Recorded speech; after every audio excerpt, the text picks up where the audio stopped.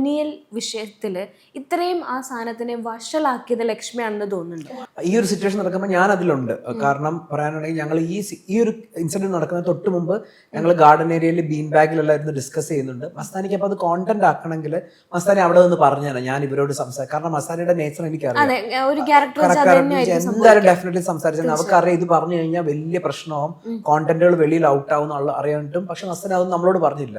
അതിനുശേഷം ഞങ്ങൾ റൂമിനകത്ത് കയറി, എനിക്ക് രാത്രിയായ ഒരു 1:30 സംതിങ് എന്തോ ആയി, നമുക്ക് ടൈം അറിയില്ല, ലൈറ്റ് എല്ലാം ഓഫായി. ഞങ്ങള് ഒത്തിരി ലേറ്റ് ആയിട്ട് കുളിക്കുന്ന ഒരു കുറച്ച് ടീംസ് ഉണ്ട്, ഒനിൽ, അഭിലാഷ്, ഞങ്ങളൊക്കെ രാത്രിയിലാണ് കുളിക്കുന്നത്, കുളിച്ചിട്ട് കിടക്കാം എന്നുള്ള രീതിയിൽ.